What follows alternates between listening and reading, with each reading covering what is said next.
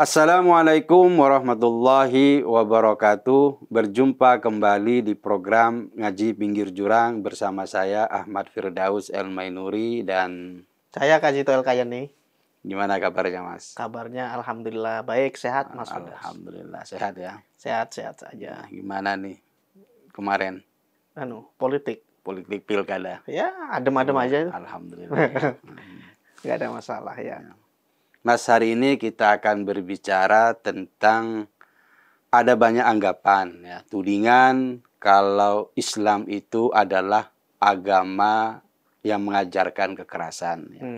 Jadi Islam itu dianggap sebagai agama yang bukan mengajarkan perdamaian karena katanya sih di dalam Al-Qur'an dan hadis itu ada banyak ayat ya yang berbicara tentang kekerasan dan peperangan itu Mas ya. Gimana nih Mas Kajito menjelaskan hal ini?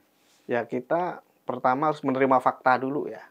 Ayat itu ada, hadis itu ada. Jadi kalau mau dibilang Islam itu agama peperangan, ayatnya ada. Kita nggak bisa denial kan.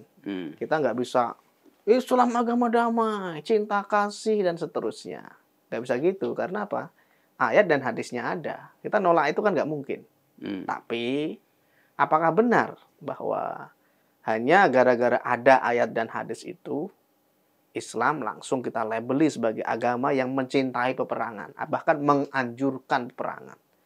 Kan nggak bisa gitu kan. Saya baca beberapa ayat nih Mas ya, yang mengajarkan, yang berbicara tentang peperangan ya.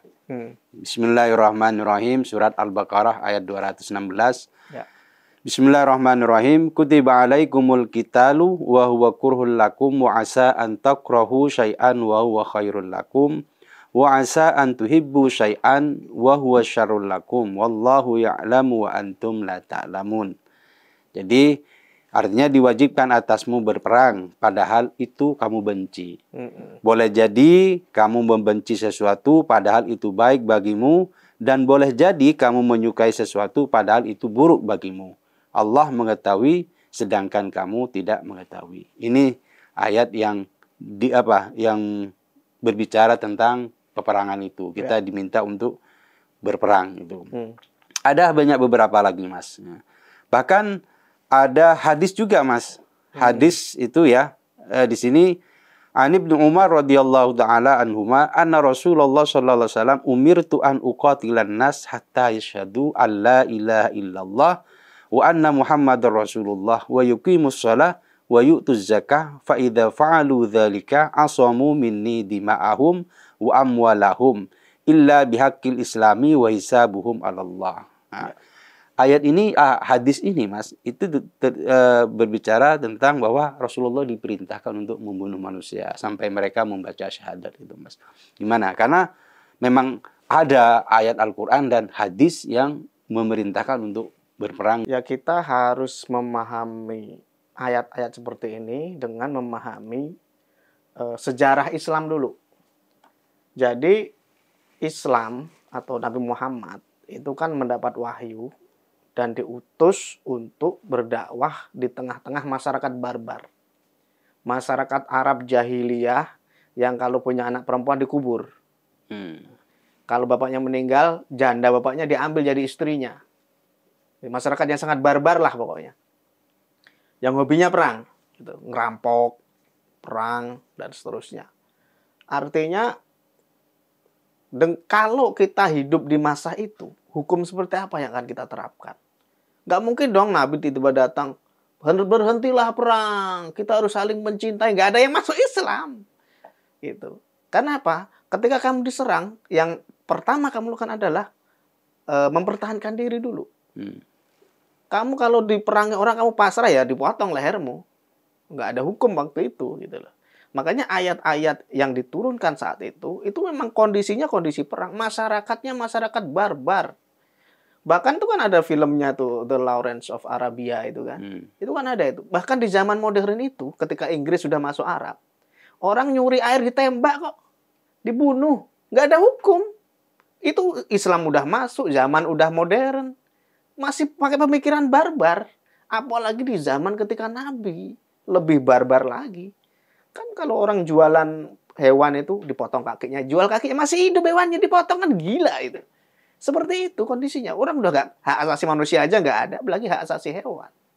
Jadi mendekati ayat-ayat semacam ini, hadis-hadis perang semacam ini, ya kita sesuaikan konteksnya. Itu konteks perang, nggak bisa dipakai di kondisi damai. Kalau kamu pakai itu di Ukraina, misalnya Ukraina Muslim nih, diserang oleh Rusia, kamu pakai bisa konteks itu.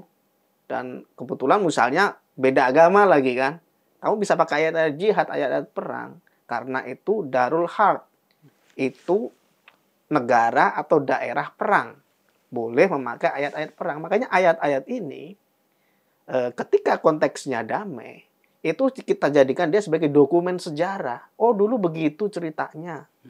Waktu Islam diserang, Nabi diperintahkan, karena dia jenderal ya, pimpinan perang, panglima perang, perintahnya pasti harus begitu. Masa jenderal perang, Nabi kita diserang, ya udahlah kita berlindung aja, kita maafkan mereka, kita ini dulu, tiarap dulu, nggak mungkin habis lah Islam. Ya karena itu ada juga yang bilang nih Mas, bukankah Nabi Muhammad sendiri itu memimpin perang saat itu ya untuk ya Nabi di saat itu memimpin pasukan untuk berperang. Jadi bukankah ini salah satu tanda bukti bahwa Islam itu ya mengajarkan kekerasan gitu loh. Ya, makanya tadi saya bilang Nabi itu selain sebagai seorang Nabi, juga panglima perang. Itu seperti Nabi Musa kan. Nabi Musa itu selain Nabi, dia juga panglima perang, pemimpin tertinggi. Ketika dia berperang melawan Fir'aun, meskipun dia diceritakan di situ keluar dari Mesir kan, karena memang kalah segala-galanya. Tapi itu menyusun siasat taktik juga, panglima perang juga kan akhirnya. Bagaimana Nabi Musa memberikan konsumsi untuk masyarakat yang banyak itu. Bagaimana dia mengendalikan populasi dan seterusnya. Zaman Nabi juga begitu. Nabi Muhammad itu dalam satu sisi dia pemimpin agama, pemimpin religius ya, pemimpin keagamaan. Dia juga panglima perang, seorang jenderal. Jadi dalam satu sisi ketika Nabi mengajarkan ritual-ritual, ya dia pemimpin agama. Tapi ketika Nabi berperang di depan medan perang untuk membentengi keluarganya agar nggak dibunuh, masyarakatnya nggak diperbudak, Nabi sebagai jenderal panglima perang. Jadi kita harus realistis lah. Kalau di saat itu Nabi nggak ngangkat perang, nggak melawan musuh-musuhnya, selesai Islam nggak akan pernah ada sampai sekarang. Jadi ya konteksnya memang konteks perang. Jadi kita nggak bisa menyalahkan Nabi Muhammad. Oh Nabi kok kenapa sih nggak seperti Yesus misalnya yang penuh cinta kasih misalnya. Gitu kan. Nggak bisa dong. Konteksnya beda. Kalau kamu ditampar pipi kanan, kaki pipi kiri misalnya. Beda juga gitu loh. Meskipun memang kalau masyarakat waktu itu juga beda juga kan. Masyarakat Arab dengan masyarakat ini memang kobilah-kobilah, padang pasir, suka perang, hobi ngerampok, dan seterusnya. Dan nggak sesuai lah kalau memang fatwanya waktu itu misalnya harus perang ya selesai juga kan. Karena mereka nggak kuat waktu itu. Dan memang beda ininya ya. Fokusnya beda lah gitu. Tapi kan dalam sejarah Islam sendiri itu Mas, ada banyak penyebaran agama Islam itu, perluasan wilayah itu yang dilakukan melalui perang, bukan dengan cara yang damai gitu, dakwah yang damai. Jadi Islam itu ada yang anggapan itu ya bahwa Islam itu kan disebarkan dengan cara berperang, gitu. Bukan dengan cara yang damai, bukan melalui budaya gitu Mas. Karena kan faktanya seperti itu juga. Gitu, betul, memang nggak bisa disalahkan juga sih. Karena orang itu kan lihat sejarah juga ya. Sejarah kan ada. Sejarahnya ada. Kita bisa berkelit apapun, faktanya memang perang terjadi di mana-mana. Penaklukan negara Islam itu di mana-mana dilakukan. Gitu. Jadi saya nggak akan menampik sejarah itu ya. Fakta memang sudah berbicara, sejarah sudah ada. Tapi saya harus menegaskan lagi, ada beberapa kategori pertama ketika perang di zaman Nabi dan zaman sahabat lah. Itu kan sebenarnya awalnya untuk bertahan ya. Karena Nabi dimusuhin, mau dibunuh, pindah ke Madinah. Ketika Nabi kuat, akhirnya, loh ini kan musuh. Ini kalau orang bibit bahaya ini nggak diberantas suatu saat, ini akan mengganggu. Orang mau haji diserang. Itu kan gitu dulu kejadiannya kan. Akhirnya ketika Nabi kuat, ya ini harus diamankan. Ini kan karena Mekah itu untuk haji. Gitu. Nggak bisa dong. Orang yang dulu ngejar-kejar kita, mau bunuh kita, dibiarkan begitu saja mengancam keamanan kita. Makanya ketika perang-perang itu terjadi sebenarnya adalah yang pertama melindungi kaum muslimin, yang kedua mengamankan ya Jazirah Arab lah, Mekah Madinah terutama ya waktu itu. Tapi kemudian versi ini kan berkembang zaman sahabat dan zaman tabi'in. Jadi ada dinasti-dinasti kan, Dinasti. Abbasiyah, Umayyah, Fatimiyah dan seterusnya. Itu motifnya sudah bukan agama sebenarnya, itu politik gitu loh. Tapi kan tetap membawa ajaran Islam. Embel-embel agama. Jadi tetap istilahnya ingin menyebarkan agama Islam. Ya itu kan manusianya, itu strategi mereka, itu yang perlu kita garis bawahi ya. Jadi jangan diulang yang kayak gitu. Mentang-mentang kamu punya pasukan, punya jamaah, lalu kamu komersilkan Islam. Dikit-dikit ini atas nama Islam, padahal kamu pengen banyak selir aja, pengen banyak wilayahmu luas aja, pajaknya semakin besar, di sana makmur, kamu ingin menaklukkan, makanya penaklukan Andalusia, Spanyol dan seterusnya. Jadi Mas Kajito ingin mengatakan bahwa itu politik, itu kekuasaan. Politik yang diatasnamakan agama, topengnya agama, tapi dalamnya itu politik. Makanya dinasti-dinasti dulu itu kan bejat-bejat itu. Kan ada tuh dinasti Abbasiyah yang bejat banget itu, ada yang aneh-aneh lah, yang suka perempuan, suka mabuk dan seterusnya. Ada banyak itu. Karena apa? Karena di situasi di internal sultan kerajaan itu nggak Islam-Islam banget. Mereka hanya politisi. Nah ini yang tidak disadari oleh orang Islam, terutama di Indonesia kan masih banyak tuh pengagum. Felix Xiao misalnya kan masih mencintai, mengagungkan ini dinasti zaman keemasan Islam itu ya. Itu kan sebenarnya hanya nostalgia saja orang-orang semacam ini terhadap sesuatu yang dianggap sebagai kejayaan Islam. Mendirikan daulah Islam. Daulah Islamiyah. Nah, kan gitu. Islamiyah. Padahal itu sebenarnya hanya politik, strategi politik yang ada embel-embel agamanya. Jadi apa yang dikagumi oleh orang-orang itu sebenarnya hanya politisi saja. Itu bukan salah satu cara untuk menyebarkan Islam. Gitu ya. Karena memang sesudah Nabi wafat itu ya manusia tuh dimerdekakan, dibebaskan untuk mendirikan firqah masing-masing. Ada yang berbentuk itu kan pemerintah politik kita kan berbeda-beda dari zaman sahabat itu kan. Ada yang ditunjuk, ada yang musyawarah, ada yang kemudian pakai dinasti. Kan itu sesudah sahabat dinasti-dinasti itu. Zaman Nabi nggak ada. Makanya kesultanan Umayyah, kesultanan macam-macam itu ya itu hanya tradisi politik saja sebenarnya. Jadi murni kekuasaan. Kekuasaan saja. Tapi membawa embel-embel Islam. Betul. Bahkan perang Tapi salib kan itu juga begini gitu. Mas, ketika semakin luas wilayah itu agama Islam juga semakin lebar, semakin luas, semakin banyak gitu kan. Betul. Itu kan kayak tradisi Belanda dulu menjajah kan. Belanda menjajah Indonesia itu kan ada 3 tujuan ya. Pertama untuk kekuasaan gitu ya. Kedua untuk keuntungan, kekayaan gitu ya. Yang ketiga untuk agama. Gitu loh, menyebarkan agama sebenarnya. Artinya doktrin semacam ini tuh gak hanya di Islam. Di agama lain juga ada, bahkan yang agama yang disebut sebagai agama cinta kasih. Artinya apa? Seperti perang salib itu bukan perang agama, itu politik gitu loh. Makanya ketika dulu ada salah satu kisah ya ketika salah satu raja yang mewakili Kristen sakit dijenguk gitu kan oleh Sultan Islam kan gitu waktu itu. Karena sebenarnya peperangan itu bukan peperangan agama. Gitu loh. Jadi yang dikompor sebelah sini ngompor-ngompor ini atas nama Kristen, sebelah sini ngompor-ngompor ini atas nama Islam. Akhirnya dikenal sebagai perang salib itu perang antara agama Islam dengan Kristen. Padahal itu bukan gitu loh. Itu hanya ingin meruntuhkan kekuasaan dinasti waktu itu ya dengan motif agama kan gitu dia. Yang satu motifnya Islam untuk mengompori pasukannya ini demi Islam padahal demi dinasti dia. Yang satu juga ini demi Kristen padahal demi kerajaan-kerajaan di Eropa waktu itu gitu. Tapi kan kalau seandainya nih Mas, saat itu seumpamanya ketika ada perang itu Islam kalah, kan akhirnya Islam nggak bisa berkembang Mas. Nggak bisa tersebar kan begitu. Bisa kalau dimaknai begitu, tapi itu karena kerajaannya pakai embel-embel Islam dan Kristen. Kita harus memaklumi waktu itu memang masih zaman-zaman kegelapan lah ya. zaman-zaman orang masih belum terbiasa berpikir bebas ya, belum ada filsafat yang luar biasa seperti yang dikembangkan manusia modern saat ini. Belum ada contoh-contoh pemerintahan yang lebih terbuka, orang taunya kerajaan aja lah gitu kan. Nah, makanya embel-embel agama itu motif yang paling kuat yang bisa digunakan. Gitu. Di Jawa juga gitu dulu. Motif embel-embel agama kan ketika ingin menguasai Jawa kan waktu itu Hindu-Buddha ya. Bawa embel-embel Islam, Pali Songo dan seterusnya. Itu sebenarnya pertarungan politik sebenarnya. Dakwahnya oke, kan ada Sunan Kalijogo dakwah pakai wayang gitu loh. Sunan Kalijogo tuh nggak mau perang. Dan dia nggak mau terlibat, nggak mau apapun. Kalau perang nggak mau ikut.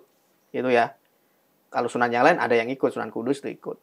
Artinya itu kan dikembalikan lagi, itu bukan urusan Islam, itu urusan internal kerajaan Majapahit, bukan Majapahit versi lama ya, ini kan Majapahit udah pecah-pecah nih. Terus ada satu keturunannya Raden Patah itu mendirikan kerajaan Demak. Kan itu sebenarnya motifnya apa? Politik. Dakwahnya ada memang, dakwah Wali Songo.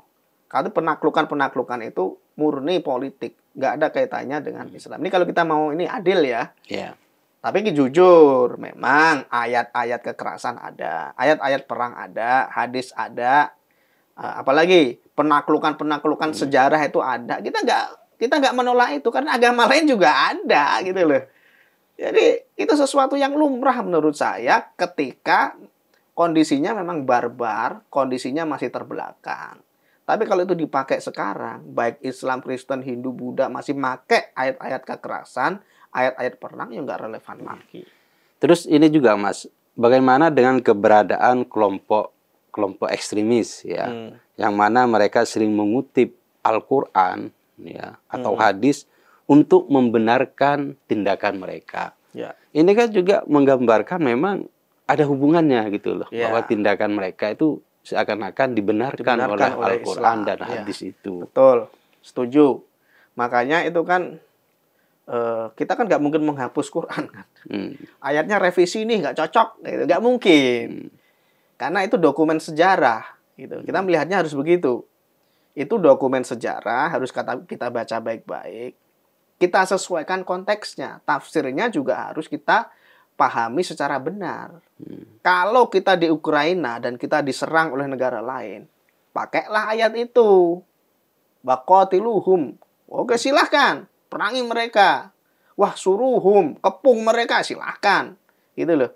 Kalau dalam konteksnya perang. Konteksnya Darul Harb, negara perang, daerah perang. Atau di Yaman. Ini para Habib nih kan mau pulang ke Yaman. Dan di sana masih mau jihad. Ada. Itu Darul Harb misalnya. Yang ini masih gontok-gontokan gitu kan. Itu boleh pakai ayat-ayat semacam itu. Gitu loh. Artinya mereka ingin hifdun nafs. Menjaga keselamatan. Menyelamatkan nyawa. Itu boleh, tapi kalau kayak Indonesia yang damai, Singapura yang damai, Malaysia yang damai, pakai ayat-ayat perang ya salah gitu loh. Jadi kita nggak bisa menyalahkan ayatnya, ini orangnya aja yang goblok banget kan, nggak berkembang gitu loh. Karena kan banyak Mas, kelompok konservatif itu menggunakan ayat perang itu, ayat kekerasan itu. Kata dalam tempurung. Kalau mereka wawasannya luas, bergaulnya luas, nggak akan begitu. Makanya kenapa orang-orang konservatif itu biasanya kelompok yang nggak terdidik ya. Kalaupun terdidik, dia pergaulannya nggak luas. Jadi antar kelompoknya aja. Makanya hidupnya masih seperti zaman jahiliyah ketika ayat-ayat perang diturunkan. Hukumnya masih hukum Arab barbar. Nyuri potong tangannya. Gitu. Tapi kan memang ada di dalam Al-Quran itu kan. Ya, jadi ada. Kayak ayat-ayat yang memerintahkan hukuman dengan cambuk, dengan potong tangan, itu kan ada di dalam Al-Quran. Jadi gini, logikanya begini loh. Kalau di zaman orang punya anak perempuan dikubur, ya, orang perang jadi hobi, bahkan sudah jelas peraturan nenek moyang, ini adalah bulan-bulan haram, bulan-bulan suci yang nggak boleh perang, dilanggar. Di orang yang hobi perang barbar, kalau kita berhukuman modern, misalnya orang nyuri, kita penjara kasih makan. Semua orang di Arab akan nyuri. Ngapain? Kita nggak usah nyari makan. No? Mending nyuri, di penjara dikasih makan. Kondisi saat itu begitu. Orang makan aja susah. Gitu loh. Makanya nggak bisa kalau kamu pakai hukum modern di zaman barbar. Nggak masuk. Orang berzina, Ya udahlah, kita ceraikan aja, kita pisah gono gini. Nggak ada gono gini, wong istri properti kok. Waktu itu dikasih ke orang bebas saja kok, gitu loh, kayak barang. Gimana kita menyelesaikan hukum sosial dalam kondisi masyarakat yang kacau itu? Hukumnya juga hukum kacau, hukum darurat. Apakah kita mau mundur ke zaman barbar, ke apa, orang-orang yang bodoh-bodoh itu, yang nggak paham tentang hak asasi manusia, nggak paham tentang logika modern, nggak paham tentang kehidupan yang damai, yang indah, gitu kan? Ya kalau mau mundur ya silakan, itu hanya kelompok-kelompok yang saya bilang tadi nggak berkembang gitu loh. Jadi Mas Kajito ingin mengatakan bahwa hukum potong tangan yang ada dalam Quran itu memang saat itu kondisinya itu memaksa untuk harus seperti itu gitu ya. Iya. Kalau pakai hukum modern nggak laku, nggak ada. Misalnya tadi kan orang mencuri kita potong, kita penjara misalnya. Nggak ada, orang akan nyuri semua, enak banget di penjara dikasih makan, ya kan? Ada rumahnya, ada tempatnya, dia tidurnya ngampar-ngampar, gitu ya? Pakai tenda di mana-mana. Gimana orang Arab dari zaman dulu? Ada yang punya rumah itu banyak yang pakai tenda, orang Badui itu, gitu. Jadi nggak bisa, makanya hukum syariat yang diturunkan, yang dicambuk, ya kan dipakai di Aceh lagi. Ini nggak dipakai bagaimana ya? Itu loh. Itu kan hukum barbar, hukum zaman bahla, zaman orang-orang manusia masih bodoh-bodoh. Masa kita mau ikut-ikutan bodoh gitu loh. Hukum modern dipakai untuk orang-orang modern, hukum barbar dipakai untuk orang barbar gitu. Karena nggak bisa orang barbar dihukumi modern dan orang modern dihukumi barbar, kecuali orang-orang bodoh tadi, ya, yang hidup di zaman modern, tapi pola pikirnya masih orang barbar. Ya, ini begini, ada pertanyaan juga seperti ini, pernyataan Mas. Kalau memang Islam itu agama yang mengajarkan kedamaian, ya, kenapa kok banyak negara Islam, ya, negara mayoritas, ya, negara Islam itu mengapa mereka masih suka berperang? Gitu? Betul. Kenapa? Ya, itu tadi memang kelompok-kelompok ini selain isinya konservatif juga orang-orang ini kan punya kepentingan sebenarnya ya. Katakanlah yang suka seperti itu kan sebenarnya militan ya, kelompok teroris lah kita sebutnya begitu ya. Kalau mereka menyebutnya kayak jihadis. Makanya jihadis gitu ya. Karena dasarnya jihad tadi. Jihad. Tapi itu teroris saja, kelompok ekstremis lah ya. Kalau Islam yang masyarakat yang memiliki hukum ya, apapun hukumnya ya, itu nggak akan memakai doktrin-doktrin perang semacam itu. Jadi yang memakai hukum-hukum itu ya milisi. Kenapa milisi memakai itu? Kan banyak faktornya. Pertama, kadang dia proksi. Seperti di Suriah dulu ada proksi Amerika, proksi Rusia, proksi Turki, gitu ya. Proksi macam-macam lah. Ada banyak proksi yang bermain di sana. Jadi milisi-milisi ini bahkan nggak ngerti. Dia berperang ya prinsipnya untuk membela Islam, gitu kan. Padahal mereka tuh proksi, dibiayai dan didanai oleh kelompok-kelompok yang ingin wilayah itu kacau supaya bisa dirampok sumber dayanya. Jadi kalau ada, kenapa sih negara-negara Islam masih hobi perang? Itu kan negara yang kacau tadi ya. Kalau negaranya negara demokratis ya, negaranya seperti Malaysia kan nggak perang juga kan. Negaranya seperti Arab Saudi masih perang di Yaman. Nah, itu karena kepentingan politik sebenarnya, bukan kepentingan agama. Karena dua-duanya Islam, gitu loh. Yeah. Makanya itu yang terjadi. Jadi nggak semua hal ya konflik di dunia ini itu murni agama motifnya. Ada yang politik pura-puranya untuk kepentingan agama. Itu termasuk di Afghanistan kan, Deobandi itu kan. Ya kalau di Arab namanya Wahabi, kalau di sana Deobandi. Sama aja. Mereka ingin Islam syariat ditegakkan dengan sekafah-kafahnya. Orang nyuri dipotong tangannya. Orang ini dirajam, gitu kan. Ada banyak lah, dicambuk, kalau mabuk kamu dicambuk. Nah, itu. Jadi orang-orang barbar ini yang hidup di gunung, kemudian merasa mereka kafah, yang nggak berkembang otaknya ya, yang pergaulannya juga di gunung aja, nggak kemana-mana. Akhirnya melihat orang makmur, orang, wah kok istrinya cantik-cantik ya. Kok anaknya cerdas-cerdas, pintar-pintar, mobilnya bagus-bagus, rumahnya bagus-bagus. Wah, kita rebut ini. Alasannya apa? Ya itu, karena mereka mundur. Mereka mundur, terbelakang, miskin, bodoh, melihat orang lebih baik karena mereka yang perempuan nggak pakai jilbab, karena mereka hidupnya sekuler, akhirnya dianggap murtad, kafir, bisa diperangi, hartanya boleh dirampok, terus ada pembenaran, gitu loh. Padahal tuh kita melihat ayat-ayat perang, hadis-hadis perang itu sebagai dokumen sejarah. Dulu banget ya. Kondisinya barbar masyarakat. Kalau Islam nggak begitu, selesai. Tapi kan sekarang nggak begitu. Jadi kalau menurut Mas Kaji itu bagaimana seharusnya umat Islam itu membaca ayat-ayat atau hadis yang mengajarkan, yang berbicara tentang kekerasan dan peperangan itu? Ya, yang pertama apakah ya ditafsir ulang atau gimana Mas? Saya berharap umat Islam semua yang termasuk yang milisi, yang ekstremis dan semua umat Islam yang pertama adalah mereka belajar agama secara benar. Itu dulu. Belajar agama sungguh-sungguh. Kan banyak teroris yang goblok. Ayat Quran nggak paham. Tafsir nggak paham, hadis nggak paham. Pokoknya apa kata pimpinan kan mereka pasukan, milisi kan. Kapan ngajinya? Nggak ada ngaji-ngajian mereka itu. Apa doktrinnya perang-perang, bom, masuk surga, dapat bidadari 72.000 dan seterusnya. Doktrin-doktrin semacam itu mereka bodoh. Orang-orang konservatif itu kebanyakan juga bodoh. Bodoh dalam arti mungkin mereka belajar agama, tapi mereka tidak bergaul, hidupnya homogen. Islam semua, kelompoknya HTI semua. Dan mereka menganggap bahwa pemahaman mereka, penafsiran mereka itu adalah yang paling benar, Mas. Nah, itu menunjukkan kebodohan mereka. Tafsir aja ratusan ribuan tafsir. Satu ayat itu bisa 10-15 halaman tafsir. Satu ayat ya. Apakah mereka baca semuanya? Enggak, saya yakin enggak. Di tafsir itu sendiri ada banyak pendapat. Ya, Imam Tobari itu kan, sahabat ini bilang ini, sahabat ini bilang ini. Banyak banget sahabat ininya.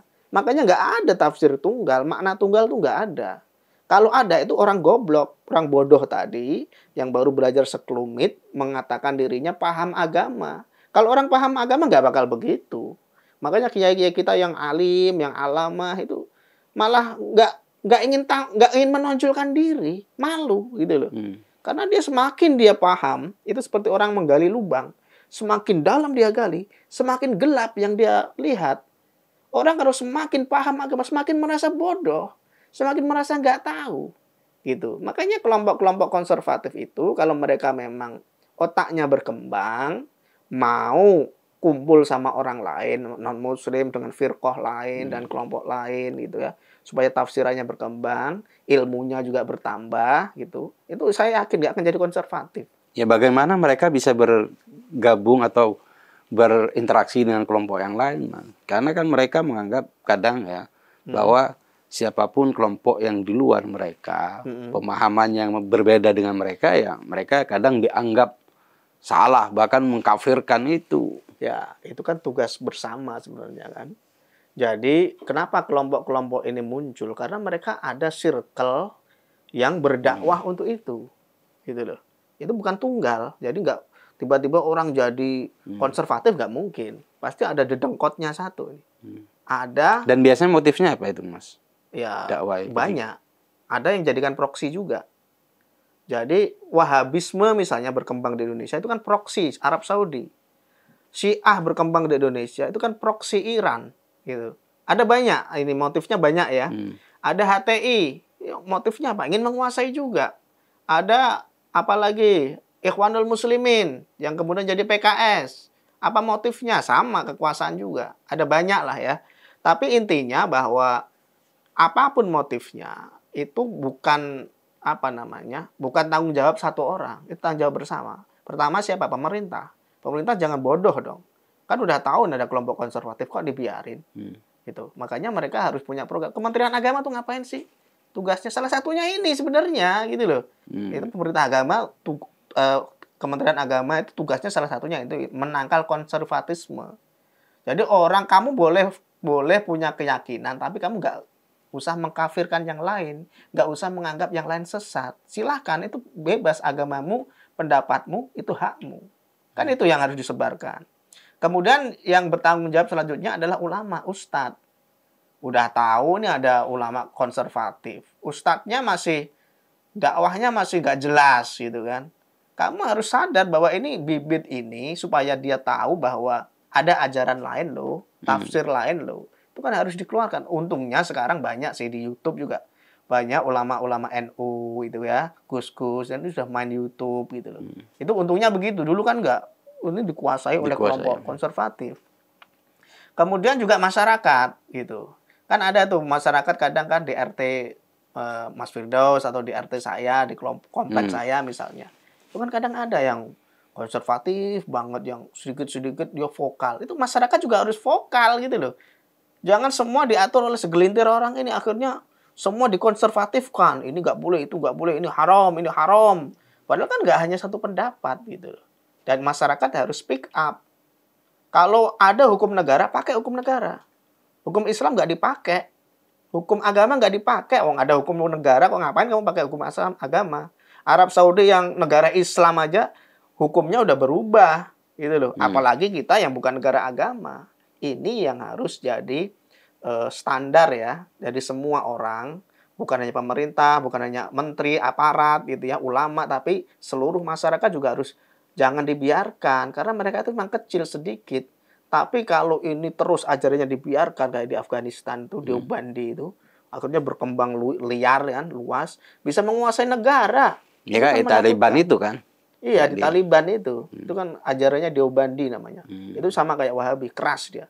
Kembali ke Quran sesuai dengan teksnya, tekstualis ya. Kelompok yang menafsirkan semau udelnya. Ya gini akhirnya. Rusak nama Islam gara-gara kelompok yang bodoh, terbelakang, barbar, dan tidak berkembang. Itu Mas. Oke. Terima kasih Mas Gajito. Sama-sama Mas. Ngaji yang menarik ya. Alhamdulillah. Ya. Penonton Cokro TV, demikian ngaji pinggir jurang kali ini. Semoga kita bisa mengambil hikmah. Kami hanya ingin mengajak Anda melihat isu atau persoalan keislaman dari berbagai sudut pandang, dari beragam penafsiran, agar kita tidak terjebak pada pemikiran yang kaku dan mudah mengkafirkan orang lain. Mari kita hargai perbedaan, jaga kerukunan. Demikian, wassalamualaikum warahmatullahi wabarakatuh. Waalaikumsalam.